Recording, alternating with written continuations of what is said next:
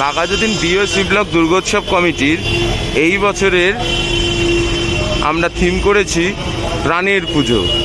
এই পুজোতে এই বছর আমরা যে থিমটা তুলে ধরেছি মানুষের মধ্যে, এই করোনা পরিস্থিতির জন্য আমরা যে 20 বছর পেছনে চলে গেছি অর্থনৈতিকভাবে, সেই অর্থনীতি যে 20 বছর পেছনে থাকাকালীন আমরা যে এখান থেকেই সৃষ্টি শুরু করেছিলাম, সেই সময়কার সেই চিত্রই আমরা এবার তুলে ধরেছি বাঘাযতীন বিওসি ব্লক দুর্গোৎসব কমিটির মণ্ডপে।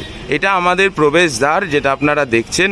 এই প্রবেশদ্বার দিয়ে ঢুকলে মণ্ডপে দর্শনার্থীরা যাবে। এইখানে যে গোল গোলগুলো করা হয়েছে, এটা আমাদের সেফটি মেজার্স, যে ফিজিক্যাল ডিস্টেন্সিংয়ের কথা সরকার বলছে, সেইটা আমরা এখানে দেখাচ্ছি এই মুহূর্তে।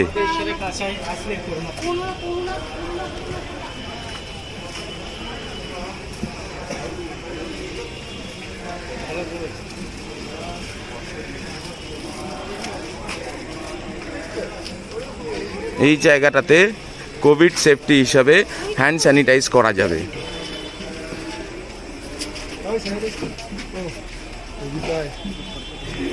এই হচ্ছে আমাদের মণ্ডপের মূল প্রবেশদ্বার, যে দ্বার দিয়ে আগে আমরা যখন প্রথম 2000 সালে থিম শিল্প করেছিলাম, সেই সময় আমরা ইনস্টলেশন করেছিলাম। যে ধরনের ইনস্টলেশন আমরা তখন ধরে করেছিলাম, যে চাষ করে যে গ্রাম বাংলার যে অনুভূতি ছিল, সেই অনুভূতিটাকেই আবার আমরা করেছি আমাদের মাঠে। গত 2 মাস ধরে এই কাশফুল বাগান তৈরি করা হয়েছে এবং আমাদের এই মাঠ প্রাঙ্গণে যখনই কোনো দর্শনার্থী ঠাকুর দেখতে ঢুকবে, সেই দর্শনার্থী তার থার্মাল গানের থ্রু তাকে চেক করা হচ্ছে। আমরা এই মুহূর্তে মূল মণ্ডপের সামনে এসে উপস্থিত হয়েছি।